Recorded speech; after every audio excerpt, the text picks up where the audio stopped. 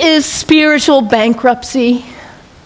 We cannot know well-being in our hearts when we are surrounded with too much while others are suffering. It creates instability. And Muhammad, peace be upon him, he was a spiritual genius, saying, let's bring it back into balance. Let's give. Let's be generous. And this is the third pillar of Islam, zakat, generosity. Assalamualaikum warahmatullahi wabarakatuh, sahabat Alpat seantero jagat dimanapun berada. Yuk kita lihat video. Di sini ada seorang pastor berbicara, sedang berkhutbah di depan jemaatnya di sebuah gereja, membenarkan tentang ajaran Islam dan mengajak agar jemaatnya itu melakukan apa yang dilakukan oleh umat Islam. Yuk kita lihat videonya bersama-sama. Greed is spiritual bankruptcy. We cannot know well-being in our hearts when we are surrounded with too much while others are suffering. It creates instability. And Muhammad, peace be upon him, he was a spiritual genius, saying, let's bring it back into balance. Let's give. Let's be generous. And this is the third pillar of Islam, zakat, generosity. I love that about Islam. And I love, too, that Islam invites us to take a break from our habits. We humans, we're habitual creatures. We just are. We do something once, we do it again, we do it again, we just do. How many of you are sitting in the same seat you always sit in today? That's okay, nothing wrong with that. We're creatures of habit. And if the habit's a good one, like brushing your teeth, wonderful. It strengthens you. Your habits can raise you up to give you strength and clarity to live your life on purpose with integrity. Or your habits can pull you down.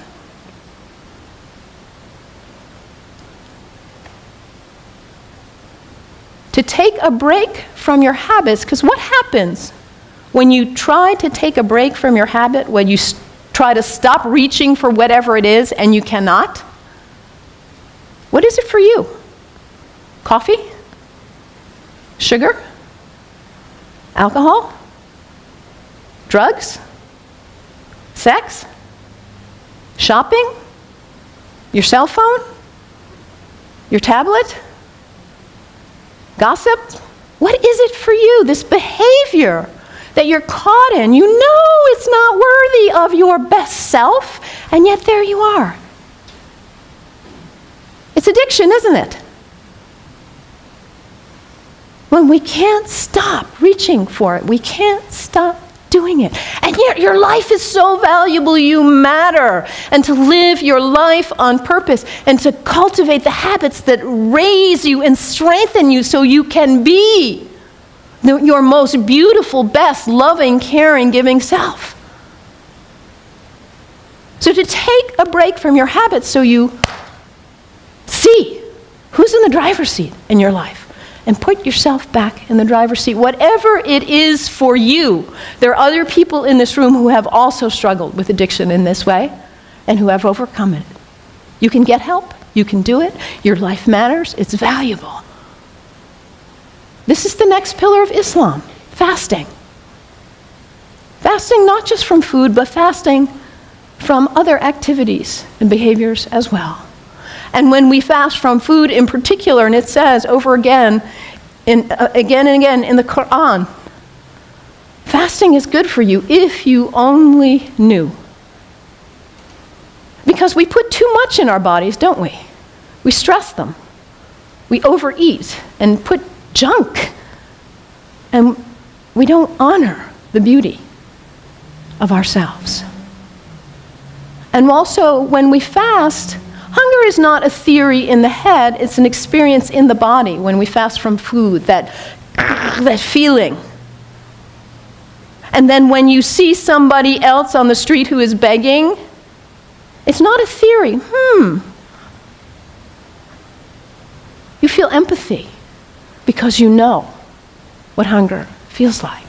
It's harder to close your eyes and walk right on by. Muhammad, that spiritual social genius to create harmony and stability in society. The fourth pillar of Islam, fasting, taking a break from your habits. So practical, I love it. And I also love about Islam that it encourages us to take a break from our location, to travel with intention, to recognize the power of space, the sacredness of space, and how the greats who have walked on this earth have blessed the earth with their presence, their breath, their thoughts, their actions.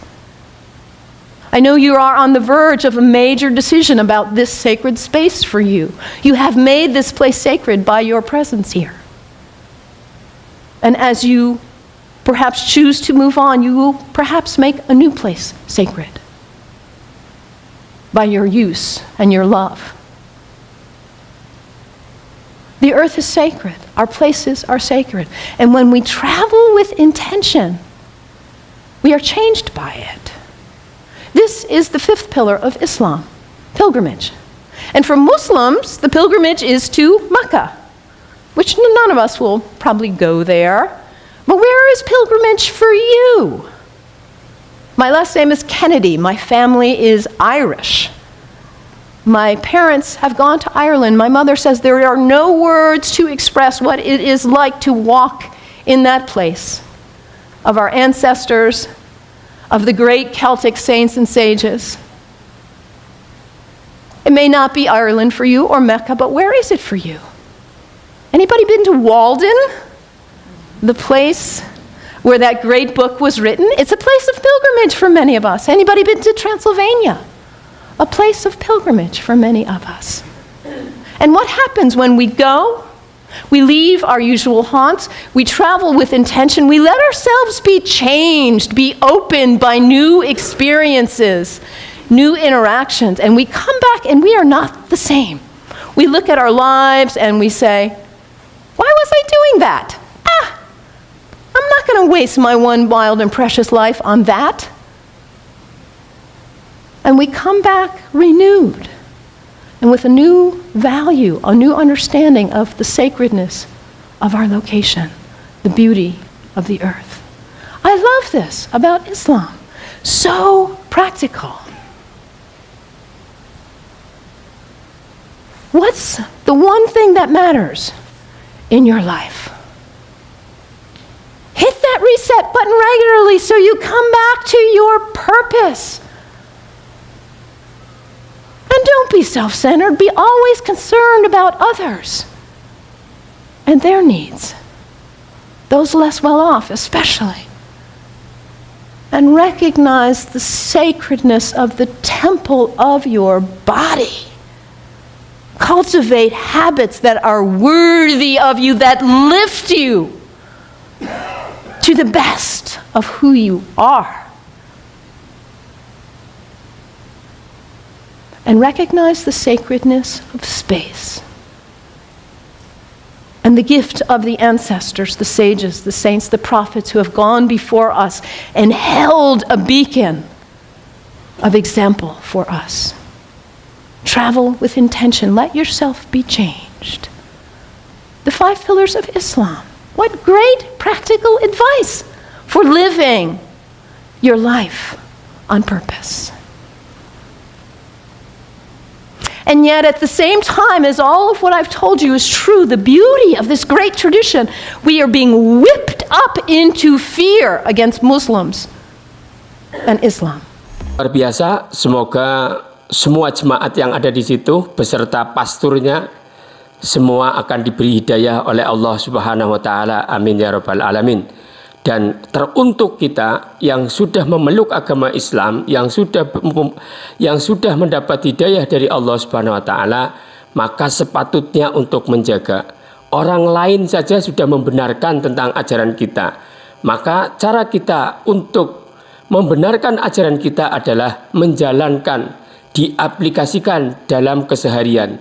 Sangat luar biasa pastor ini mengatakan tentang Nabi Muhammad, kebenaran tentang Nabi Muhammad, kemudian tentang zakat, puasa, bagaimana manfaatnya, ini sangat luar biasa.